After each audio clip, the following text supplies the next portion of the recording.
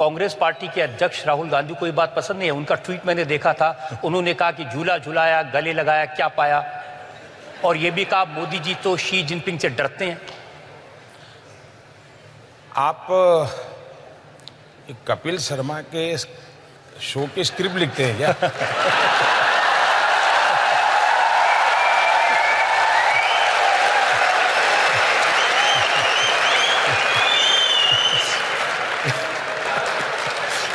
भाई एक सबसे पुरानी पार्टी के राष्ट्रीय अध्यक्ष हैं और वो ट्वीट करते हैं तो क्या करें?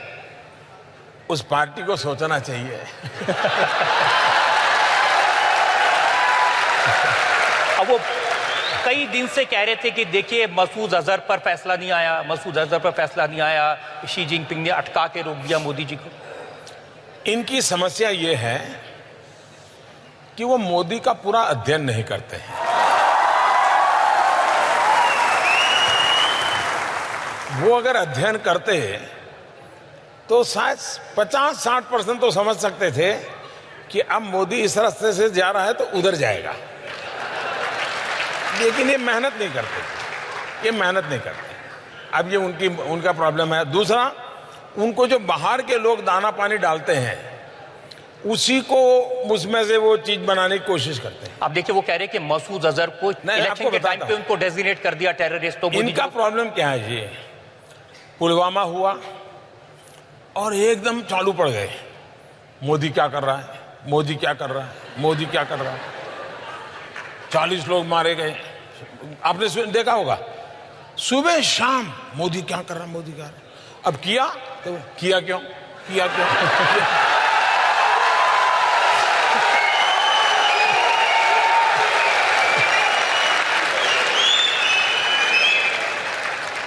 इसलिए या तो वो धीरज रखें, इंतजार करें, मोदी कुछ कर न बैठे।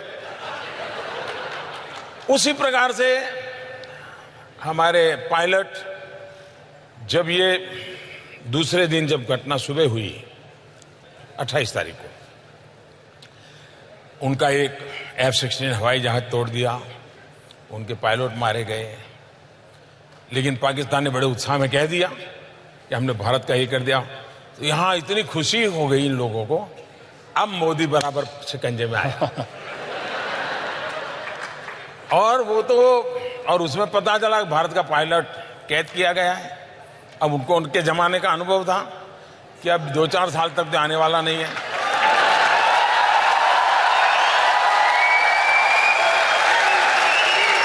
और इसलिए उनको लगा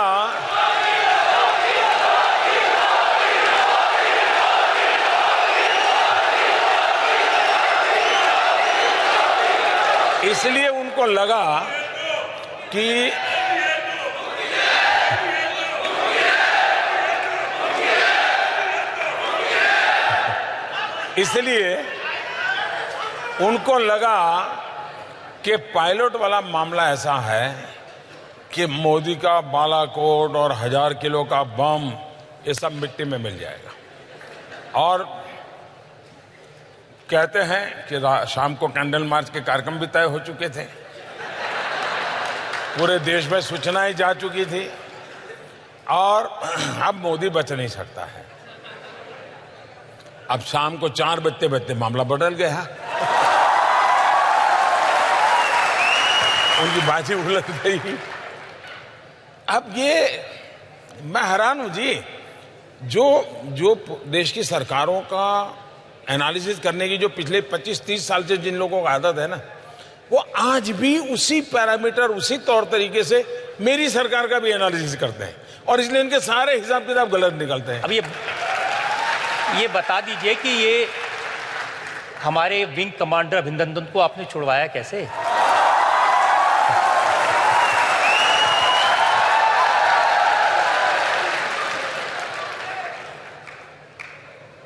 वो एक रात थी,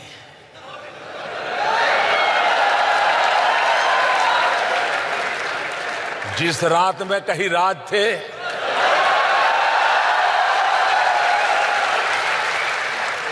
राज को राज ही रहने दीजिए।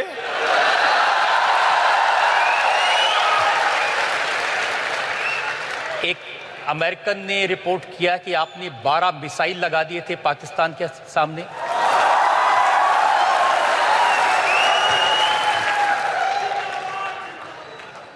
मैं भी बहुत कुछ सुनता हूं।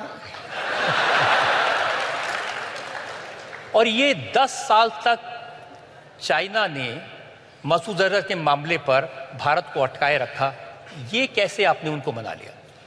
आप आज से पहले दुनिया में हम कहां थे?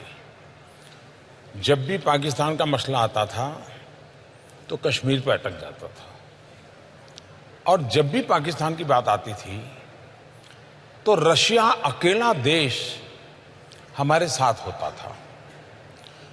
पूरी दुनिया पाकिस्तान के साथ होती थी।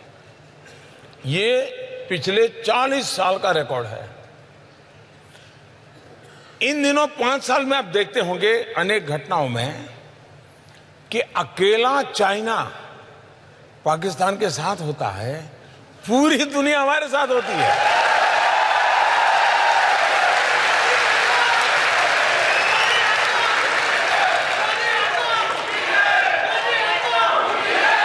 ये बहुत बड़ा बदलाव है, बहुत बड़ा बदलाव है। दूसरा,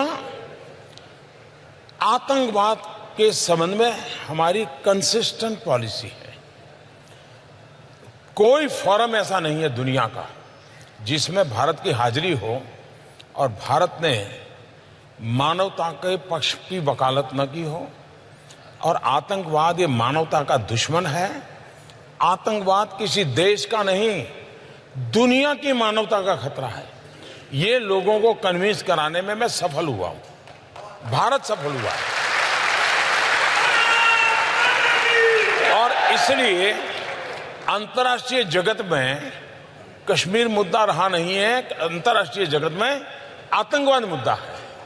और उस मुद्दे पर दुनिया को साथ लेने का लगातार प्रयास और भारत की एक कूटनीतिक विजय है, एक डिप्लोमेटिक विक्ट्री है।